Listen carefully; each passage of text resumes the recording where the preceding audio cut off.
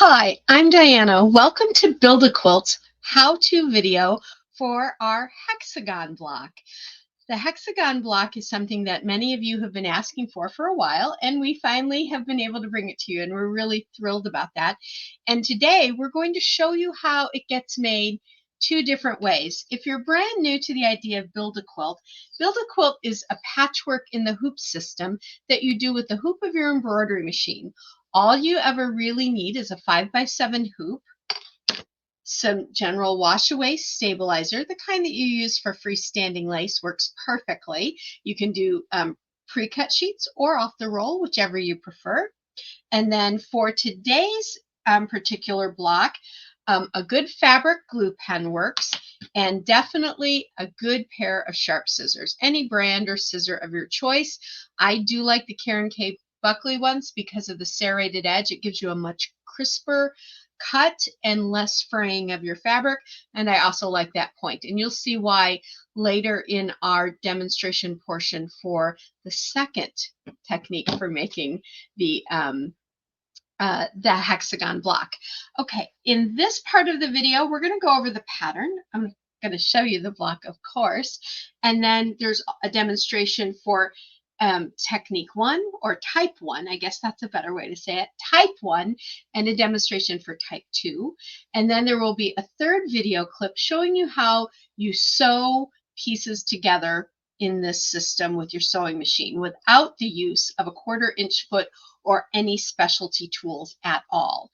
And then, of course, I'll be back at the end to say goodbye. All right, so let's get started. So, like I said, many of you have been asking for a hexagon block. Hexagons, you know, are really beautiful. If you're someone like me, my very first quilt ever with my grandmother was a grandma's flower garden quilt. All hexagons, all English paper piecing. It was a nightmare for me as a child to do this, especially because I'm a lefty. And my stitches never looked great. Luckily, my grandmother had the saint of an angel, or the patience of an angel, because she was able to sit with me and help me work it out and get it done. But it's kind of difficult to do it in the hoop if you think about the idea that we flip the fabric. So we stitch part of it down and then we flip it over and stitch the rest of it down to create our individual segments, like you see with some of these around me here. However, with the hexagon, because you get so many things that come to those Y points, you can't flip the way we normally would. So I've created a way to create a hexagon, whether you want it all one color or two colors, or in our second type, which is a mosaic version. So many of you love our new mosaic line that I decided to go ahead and give you the mosaic pattern set in this hexagon set as well. And so with this, you're going to be creating it in two segments. The first thing I want to do is actually introduce this to you. So let's go under the camera. Here we go. So here is our hexagon. Now this one is two-tone to show you how it would be with two colors. And this can help you divide up your hexagons in your patterns and things like that. It could be all one color by making both what we call a half hexie into the same color. So if both of these were made in the pink or the turquoise, you would get a whole hexagon in a single color. And it's really simple to do. You only are going to seam it down the back. So super simple to make. And in the demonstration, you'll see how easy it is to put this together. Really simple. Excuse me. So that is our hexagon. And then with the mosaic hexagons, now you've seen in the past, one of our other mosaics is our mosaic friendship square or snowball block. Well, you're going to get the pattern information to create a half hexie in that mosaic as well. So you could do a whole hexagon that is a half hexie, or you could do it half in Mosaic, half in a solid or another print. This fabric I'm showing you, you can see it better here, is actually a small print. It has these teeny tiny dots on them, and the aqua does too, but the light's kind of fading it out. So you could do it like that, or here's another color variation. You could do that however you want. And you can then create the Grandma's Flower Garden. Now, in order to put these together without Y seams, I'm going to show you here. You're going to have a half hexagon, and your next half hexagon is going to sew together here. And then your next one would sew together here. And you're going to make them in rows, just like we do with any other type of quilting. We'll make them in rows, and then we'll put the rows together. So if you want a solid hexagon, you just need to make sure that this one and this one match up in your row. It will take some trimming off the ends to square up, but you'll just figure out where you want that to trim, and you'll cut off because you'll end up with a couple of points. You'll just cut those off and it won't be a problem at all. In fact, if you'd like more information on that trimming detail, then please take a look at our live event video from Wednesday's workshop for September 18th, 2024, where I actually show you how you can do those cuts to create your block shape in the end. Alrighty, so now let's go ahead and actually, let's go ahead and stay here. I guess I didn't. I clicked too quick. But now I want to show you the pattern. Within the pattern, you're technically getting two sets of digital designs. They're all in there. They work for all domestic embroidery machines. If you have an embroidery machine and you don't see your file extension, then please contact us and I'll let you know how to do that at the end of this video. And I can see if I can't digitize and create that version for you. But all of them are there. Janome, Bernina, Baby Lock, Brother, Husqvarna Viking, Elna, Singer. They're all there. There's like 13 or 14 different ones there for you to take a look at. But here is the written version of the pattern. Now, with this written portion of the pattern, you can just look at it on your computer or on your tablet without a problem, or you can print it out. I like to print mine out. I keep the whole pattern in a plastic sleeve and I keep them in binders. That's the way I have everything with me whenever I want. If I want to take it with me, if I'm teaching a class, or if I'm going to go on a weekend quilting a jog with some friends and take all my stuff with me, I take all my patterns all in one binder. But that's entirely up to you. So let's go ahead and flip back over to that other camera. There we go. So here is our pattern. Just give me one little second here. I'm going to see if I can't, there, dull that light a little bit so that you can see a little bit better. Okay, so here's your pattern. And on the front, hexagon, mosaic, or solid or mosaic. Let's put it back here, there. And then I've shown you three of them here. I've shown you the ones that I just showed you with the aqua and pink, or the aqua and mosaic, or the mosaic and the pink, whichever you prefer, any colors that you prefer. And in the video for the how-to demonstration, when it comes to the mosaic, I will show you. That's when you really need the scissors and the glue stick and a big old pile of scrap fabrics, because mosaics are perfect for making scrappy quilts. And then, of course, you have on your second page, you always have a diagram of what you're going to create. Now, I see that there are two lines here. This just happened to be how it got put together on my graphics program. You're not sewing three pieces together. I want to make that clear. This is one solid piece of fabric and one solid piece of fabric, okay? I just didn't want you to worry about that. But then down here, right under this first sentence, you will have the link to this full how-to video, actually. And then that is for you to use at any time. You cannot reproduce that video. You can't show it in a class or anything of that nature. It's for your private use. However, if you're a shop, or if you have a shop and they want to do this as an event, then when I show you how to contact me at the end, they can contact me and we'll figure that out for them. Then there's some general supply information in your pattern. And then there is a fabric and cut sheet. Now this one is really simple, and it is basically for the solid version because that's the one where you have to be specific with the size of your fabric when you cut it. And you're only cutting rectangles for this particular piece. And then you get our exclusive coloring sheet, and I've kind of separated the two halves. So if you wanted to play around with color like a mosaic on one, or a solid, or two different solids, whatever you want to do to help you figure out color and fabric before you go cutting, that's a great idea. And then you're going to get, this is the second design set you'll get. This is for making the mosaic. It's basically the same as the first, but you get this overlay stitch, which helps to hold down all of your fabrics. Okay, so that is a second design there. And here it tells you basically for this particular type, all you need is a bunch of scrap fabric, and you'll see that again. Then you get more instructions, some more general piecing information, that full how-to video, which is the video you're watching now. And then I'm just showing you some general pieces here, and then the last page is just some general information.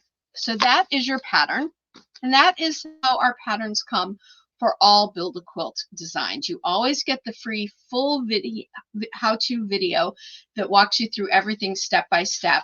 Sometimes the cut and fabric sheets are much more complicated. They may take 2 or 3, 4 pages, but for this one, it was really simple. This pattern is great for a beginner or for someone who is more experienced with quilting, and especially if you're more experienced with the Build a Quilt method, then you won't have any problem at all. Alrighty. So let me flip back over. There we go. So the next part of this video is going to be the demonstration to show you how to make the solid fabric piece of the hexagon.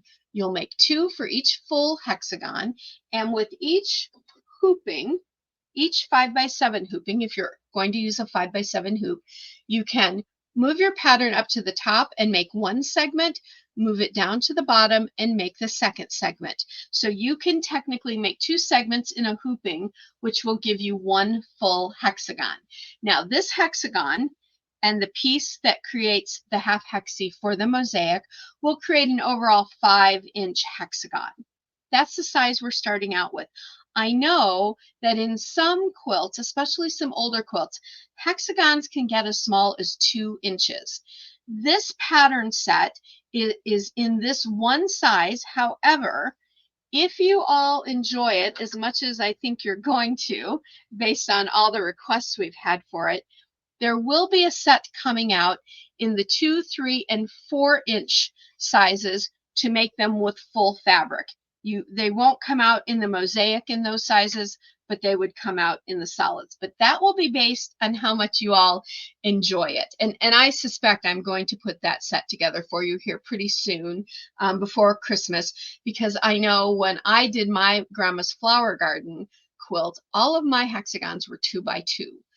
And so if you're going to make those and make them bigger, then you'll want those smaller sizes. So those are coming. That set is coming, but I wanted to give you a good general size to get you started and to get you used to the idea of doing the hexagons this way. Alrighty. The next part of our video, again, is the demonstration for the half hexagon, the solid piece of fabric. After that video is the video for doing the mosaic half hexie.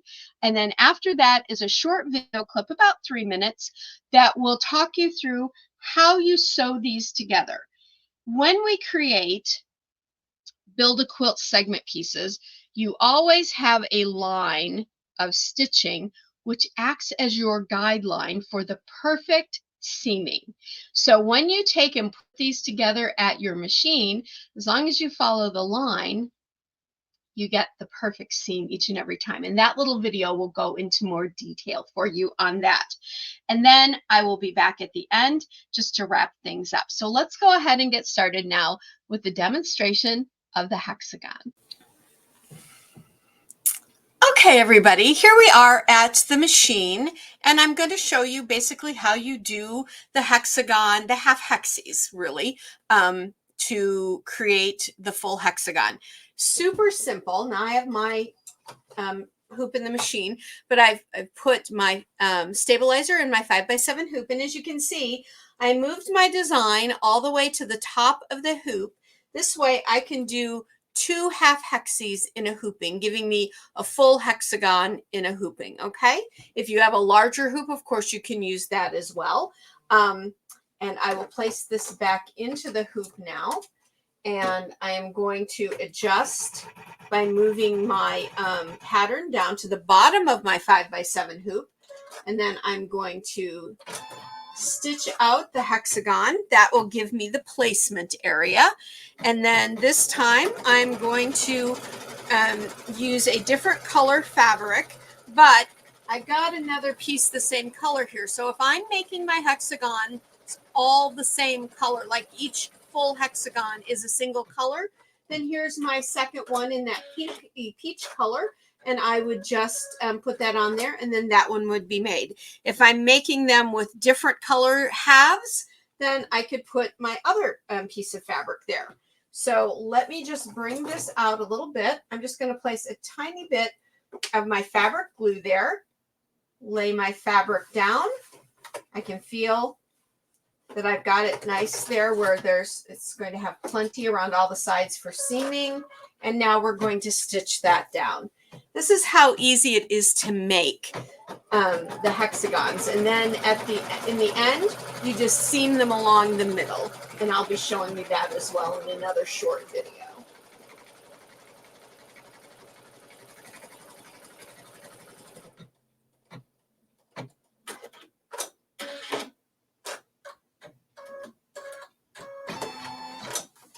Okay, here we go. Now I have 2 halves done, or 1 full hexagon. I'll go trim these out and I'll stitch them together. Let's move on to the next part of our video. Okay, everybody, in this part of our how-to video, I'm going to demonstrate the mosaic version of doing the half hexagon, which will make up the whole hexagon in the end. Now, you can do this 2 ways. You can do both sides in a mosaic so that your whole hexagon is mosaic, or you can do half in a mosaic and half in a solid or other print. That's entirely up to you. Excuse me. Pardon me. And that will make it look great either way. Now, for those of you who have not done hexagons with us before, I'm going to show you one of our hexagons that we have done, our friendship hexagon. Now you can see here in this hexagon, I have had you put white fabric down on these sides to start and then do the mosaic. However, with the hexagon, I'm not going to do that because you want, if you're going to do the whole hexagon as a mosaic, you want even all of this. So I know those of you that don't like necessarily seaming when there are all those little pieces through this section. There's not going to be that many if you're judicious with how you lay your fabric. And so we're not going to do this white to start. Just stay with me, okay? So you can see here, I have a bunch of scraps of fabric that I just pulled out of the scrap bin, and that's really all you need are scraps. And then I have my stabilizer in my hoop, and I've moved my design down to the very bottom of my hoop. And I've stitched out the boundary of the entire piece. So now I am going to start working directly on putting the fabrics in here to make the mosaic. And just so that you know, let me back this camera up a bit. I think that you can see this better now. You will be using the hexagon pattern called Mosaic Hexagon for this. It's the same size and outline, but it has the tack down stitches for the center that's going to hold all your fabric down. Now you will need a little fabric glue stick and your really good sharp scissors. So I'm just going to grab a piece of fabric. When I do mosaics, I don't really plan them. I go completely scrappy, and I just start cutting away. And you don't need to start in any one particular piece or part of the hexagon. You can just start anywhere you want and work out. Start at the bottom, work up, side to side, whatever you prefer. Now, I've cut a little piece here, and I want to give you a little bitty tip here. See how I have a point here and a point here and a point here? You're going to want to clip those off, kind of round them a little bit. It really makes it easier when you're doing the final stitches that will hold everything down. It'll make it less likely for them to flip on you. And as long as you follow what I show you, you shouldn't have that problem. But now I have this piece. And so I'm going to just put a little bit of glue stick on the back of it. And like I said, if you're judicious with where you lay your fabric and you want it to come over this line by a good 1/4 inch. So I'm only getting a little bit of the fabric inside the design when I'm working around the boundaries, but that's okay. But if you're judicious and make kind of bigger pieces on your boundary, you're not going to have too many little pieces that you're going to have to, that might concern you. Let's just say that.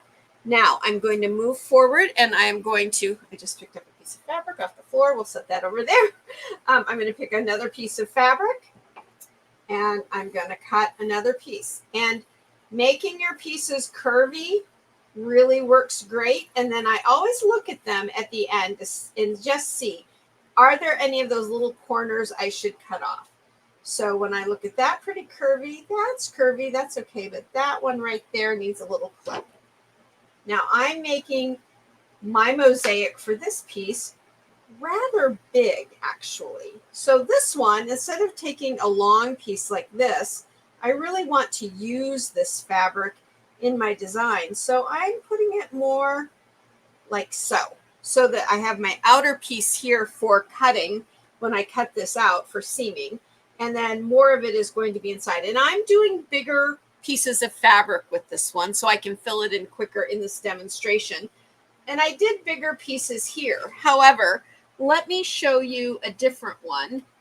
This one where I used much smaller pieces and I used really specific pieces like a little teacup and certain flowers. So you can be very judicious about where you cut your pieces. That will give you shape and that will also give you the ability to see little special things within the fabrics that you choose. Now I'm going to grab another piece of fabric.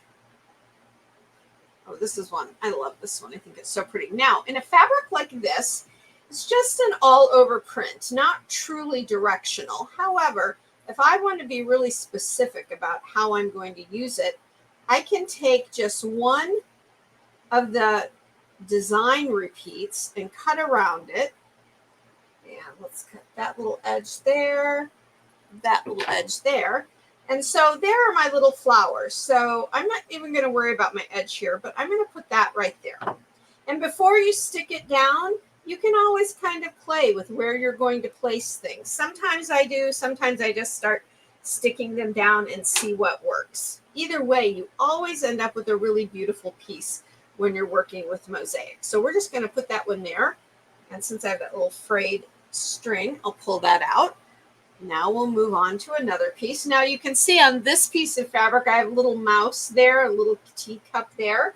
So I think I will kind of work this little mouse into the piece. Now, there is definitely some detail around here. He's sitting in a flower, so I can, if I want to, come in here and cut in and out of that flower and give it some shape at the top. So it's not just circular, there's a little more shape up there. And I think we'll put him, let's see, can we put him in a way where it looks like he's smelling those pretty flowers? What if we did that? Now, part of him is outside the line. That's okay, but we would still see him there. Or I can kind of put him right there. No, I think I like this idea of putting him up here where it looks more like he's going to be smelling the flowers. So I'm going to do that. Put a little glue there on my fabric and just kind of place it in there. He looks like he's kind of sniffing the flowers. There we go. Now some of that, I just created my seaming piece of fabric. Cool, not a problem. Now I'll move on to another piece. Now I have this piece. Now on this piece, again, it's an all over design, but what I can do is come in here and just kind of cut, not the actual square, but cut it kind of with some rounded edges a little bit. We'll snip that, maybe snip that piece right there. I think that's all we need. And then I'll just place that in there. And so this, the one thing about mosaics that is so fun, I'm just going to lay that there. So I've created part of my boundary there, or part of my seaming there. What is so fun about mosaics is that you can really look in depth at your fabric then and really play with what you want to do with it. Really make it stand out within the design. If there's something that you really like I love these little roses, but I don't want to do just one. So I'm going to just kind of cut around 2 of them. And now I have 2 pieces. And I actually think that's going to go right there. And I'll put my glue stick on the back of it. And place that in there. Bring it down. There we go. And there's that. Now I have a little bit more here. Now I can see right now that this blue piece is really sticking up. So I'm just going to pop a little glue stick on there and really get that to stick down. That won't cause me problems later on. Now here is that yellow fabric that I used here, and you can see how I cut around it. So I could do that here, or I could use some of this fabric, from some of the design from this fabric in the center and just cut kind of a rounded piece like that. And I think I'll do that for this piece. Instead of using the main design, I'm going to use just a little bit of the background, and I'm snipping off a little bit of the sharp corners. And then this way, I could definitely fill in part of my seam area and still have some of it up in here. Okay, now let's move on. Let's grab another piece of fabric. And again, so here is like a little clump of flowers. I could just kind of cut around that clump, or a larger clump if I wanted to, or I could just do general cutting, just shaping. For me, I tend to kind of end up with a lot of the same shape. That way, if I cut around things, then it's easier for me to get something that's going to look better. I'm just kind of playing with that a little bit. I don't want to really cover up our mouse. Get my little corners off of there. I think maybe I'll put this there. That's going to actually cover 2 edges of my seam area, which would be good.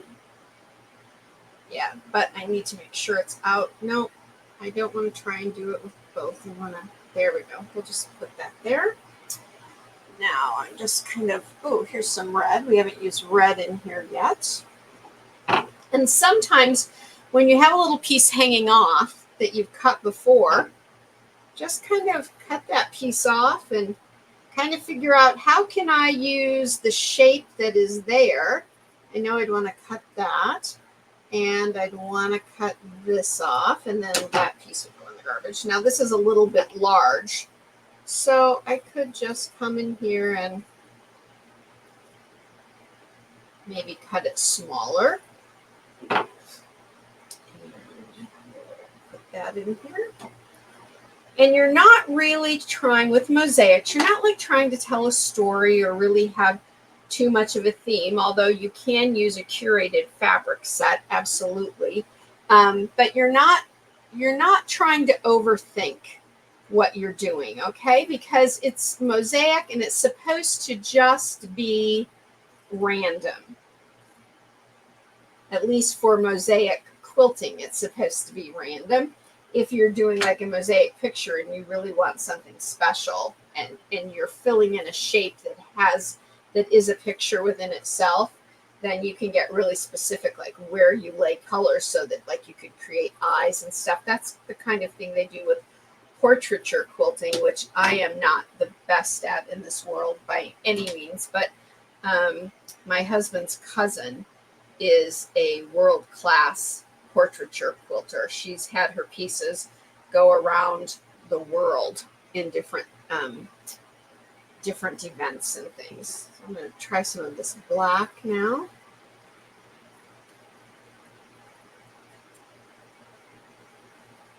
Just cutting.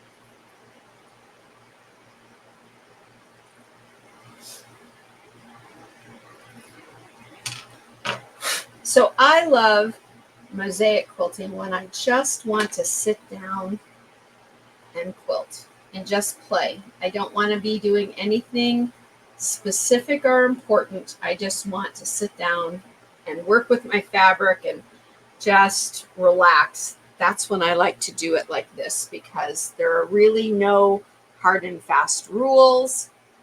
I can kind of do what I want. I have a little bit of this purple Moda Grunge.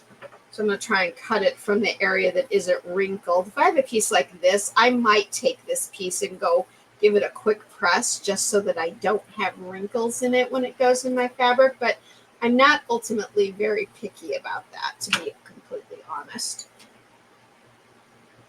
Okay. We're getting really close to having this mosaic finished, and then we'll do the tack down stitching. Right? Or what I actually call the fill-in stitching. It's going to fill in this with a kind of just a stipple pattern. Here's my next piece. Now that has a really interesting shape. So I'm going to come in here and try to maybe make that look kind of like a flower. Oh, I cut it a little short, but kind of like a little duck, a little chick.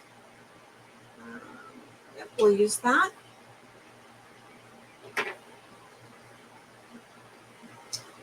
I think I'll do it like that. There we go. Now I have this, and as you can see, I really am just randomly choosing stuff. I'm not being picky. Now, within this, there's a little kind of a flowery, almost hexagon flower there. So I'm going to just kind of work around a few of these and kind of see what kind of shape I come up with by just going in and out around some of these. Just kind of a blobby shape, really, but it's a little bigger than I want. Actually, yeah, it's a little bigger than I want. So I'm just going to come back in here and trim it down a little bit. So just by following that, I didn't get a super interesting shape, but that's okay. It's going to do the job for me. There we go.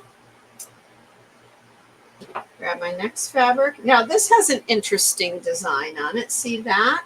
So I'm going to come in here and do that, but I'm going to round off my cutting so that you can still see the pointed design, but the ends aren't going to be pointed in my piece. There we go. So that can go right there, and then I'm going to put another piece on there to fill in that little area for seaming. Put my glue stick there. Alrighty, now I just have one more piece I want to put there. What do I have over here? Do I have anything interesting? Ooh, I mean, orange. This orange, this solid would kind of be interesting because it kind of goes with our little mouse friend and some of the little flowers. So let's do that. And I know that I need some of this on the outside for seaming. So I'm just going to kind of cut a blob of it there. There we go. Okay. And there we go. All right, now I have filled in. Now I'm going to put my glue stick. I always like to wrap the top in a little bit of cling film because I don't like to get the inside of my cap dirty, and that keeps it nice and moist. It doesn't let it dry out. The other day I lost a whole glue stick because I forgot to do that. I got distracted and called away, and I lost a whole glue stick because the whole thing dried up by the time I found it. All right, so here we are. I have all of my mosaics down. Now I'm going to place this back into my machine. Now I am going to go ahead and stitch this down with this light pearl gray, but normally I stitch my mosaics down with white. You can see that here. It just kind of blends really well. but I think this gray will work. Now, I'm also going to come in and turn down the speed all the way down so it goes nice and slow. So I have my pointer here. If it starts to flip up any of these little pieces of fabric, I can stop my machine and switch it. I don't like using the film things that go over the top, the stabilizers that go over the top that either iron away or wash away, because they never truly come out of all the thread. So I'm not going to do that. Now we're going to stitch down, and it's moving slow enough that I have to stop it. I can certainly do that. And so it's still only going to take 2 minutes to do this stitch down, but I can be really careful and precise about not letting my fabrics get caught up. See, like right there. So I'm going to stop that. It didn't catch, but okay, I've got that stuck down now. Okay. So I saw it was flipping a little. I could have put a little glue there if I wanted, but I know that might be now a little place that's going to be a little iffy. So I'll keep an eye on it when it gets back down to that area. And like I said, this stitch down, stitch, this fill-in stitch is just a generalized stipple. I don't think you really need anything fancy. When I first started doing these, I created like concentric designs. Like maybe I would start with a little half hexie, and then at half hexie, the stitch would get bigger and bigger and bigger. I didn't feel like it looked as good as just the random stippling. I thought it took something away from the design. So I typically just do this random stipple now, and I really like how this turns out. Takes a little while sometimes for me to just ties these so that they work, but once they do, they're good. All right, so that is complete. And now I'm going to do the final border stitch to give me the line for seaming. And then we're done with our first half hexie. Now I'm not going to do a second half hexie, but I did want you to have a demonstration in your packet so that you could see how the mosaic part works. Some of you may not want to do the mosaic hexies. I get that. That's fine. But I know so many of you have loved our other ones. We have a flying geese unit that is a mosaic, and our friendship. So this will be our third segment single that is a mosaic. And I love them. I love these hexagons for sure. And the mosaics. All right.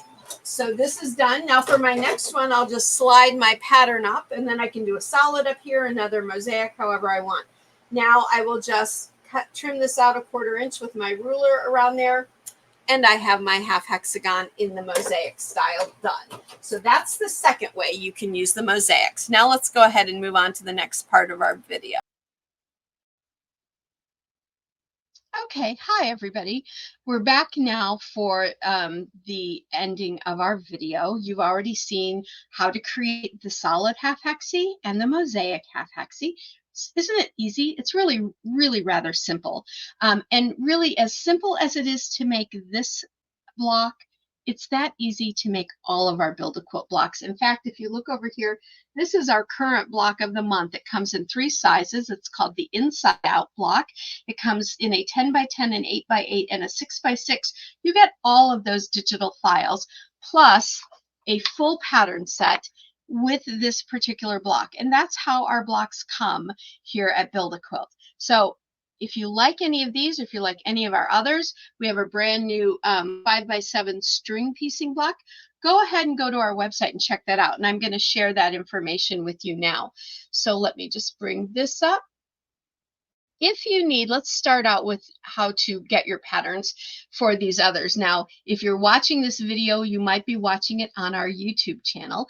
If you're watching it because you've purchased your pattern already, then of course you know this information. But if you're watching this on our YouTube channel, go to our website, www.mybuildaquilt.com, and there you will find all of our patterns And you will also find some free patterns too. So if you've never tried patchwork in the hoop and you have an embroidery machine and you're interested, then please go ahead and give those a try. That's really how this system came about for me. Is I took 6 years to learn how to do digitizing. I worked a little bit with a company in the industry just on their to get to know embroidery a little bit more, but I took classes on learning how to digitize, not for quilting, but for digitizing for a whole nother field, and transpose that into the creation of the Build a Quilt system. And I had friends who wouldn't quilt with me in the traditional way. They didn't like using the 1/4 inch foot. They didn't like how precise you have to be. And truly, quilting in any of the other two traditional forms, by hand or by sewing machine, is an art form of precision. The nice thing about Build a Quilt, you can cheat just a little bit because all of that precision gets built into your digital file, and you don't have to worry about that quite as much as you do with the other methods. So if you haven't done it before, you might want to check out the new pattern, of course, and you might want to check out a couple of our free patterns as well. And of course, those are all there for you to try anytime you want. Alrighty, so again, our website is www.mybuildaquilt.com, and please go ahead and take advantage of all the stuff over there. And I should let you know that we have extended our Labor Day sale. Our Labor Day sale, let me take this down, this up. Oh, wrong one. Oh, they're both tickers. Okay, so it's not gonna, there we go. Our Labor Day sale originally ran through the 15th, but now it's running through the end of this week, which is today. It's running through, I believe, the 22nd now through Sunday, where you can take 25% off any single Build a Quilt product, excluding our Quilt Lab subscription. And so that coupon code that you type in under the promo code at the end is 25 Labor Day Sale 2024. So that September 15th date is wrong. It's now the 22nd. And so go ahead and save a little of your money and maybe get a couple of designs, maybe get the new string piecing if you love string piecing. If you're a scrappy quilter, the string piecing and any of our mosaics, you're going to love them because you'll be able to use up tons of your scraps. Or any of our other design sets as well. And that is available again through the 22nd. And again, the code is 25 Labor Day Sale 2024, all strung together. I know it's kind of long. I do apologize. It's a little bit long. Alrighty. So if you need to contact me because maybe you're a shop or maybe you want to show this to a shop and they might want to teach this as a class or have me do a virtual class for them, because I'm always thrilled to come to either virtually or in shops to do classes. I do those fairly frequently. And so if you're interested, or if you as an individual customer and subscriber have a question for me, please contact me at support@sewincommon.com and I'll get back with you ASAP. Typically just within an hour, maybe. Sometimes it'll be the next morning if that email comes in later in the evening and it's family time here, like we're watching telly, or maybe out for a walk, an evening walk or something like that, or it's late enough that I'm in bed. But then I'll get back to you the next morning sometime. But please go ahead. I love answering your questions. If you have questions regarding this process of building these hexagons, please leave those comments here in the video description. That way everybody can see them and everybody can take advantage of the answer that I give as well. Alrighty. Okay. So now at the beginning, I told you that if you wanted to see how this gets put together in rows, to join us for our Wednesday live. Let me just do something here and then I'll pop it up on the screen for you. Wednesday workshop live. Hexagon. All right. 6 p.m. There we go. All right. So let me bring this up for you and give you a little bit more information. So the video you'll want to look for is from September 18th, Wednesday workshop live, all about the hexagon. We meet every Wednesday at 6 p.m. Central Standard Time for our live event. It's 1 hour from 6 to 7 p.m. That way, if you have another event after, or if you have something that you want to do with family and friends after, around 7 o'clock, you're free to do that. The video is always available for the replay. And so if you can't make it at all, just check it out the next day when you have time. But if you look at that live video, then you'll be able to see more information, because that's the video where I introduced this to everyone and we talked more about putting those together. And in the future, we are going to be doing a project with hexagons, because I know how beloved they are amongst quilters. And this is truly the easiest way I have ever done quilted hexagons, and I've been quilting for over 55 years. So I think you're going to love it. So join us on Wednesday night, 6 p.m. Central Standard Time on our YouTube channel at Build A Quilt. All right, everybody, thank you so much for taking the time to watch this video. Again, if you have the pattern, this is the video that is yours to watch as often as you want, in order to fast forward, rewind, all of that, to get a handle on how to create the hexagon video. Until next time, everybody, please think about subscribing, liking, and sharing our videos with others. That's how our group and our community has grown to over 490,000 people in just about 18 months. Now, maybe for some people that's not much. For me, it's the most incredible thing I have ever participated in my life. And so please like, subscribe, and share. We'd love to have you as part of the Build A Quilt family. And until next time, please go quilt life beautiful. Bye for now. Hi everybody, so this is Diana and I'm here at my sewing machine to show you how to sew your pieces together without getting that stitch line to show. Now you can see here I just have two little half square triangles. I've used the pin method up here at the point to make sure they're lined up, and I just have one clip here. Now what I do first is when I put this in my machine, I get my needle right to where the line would be, right on that stitch line, okay?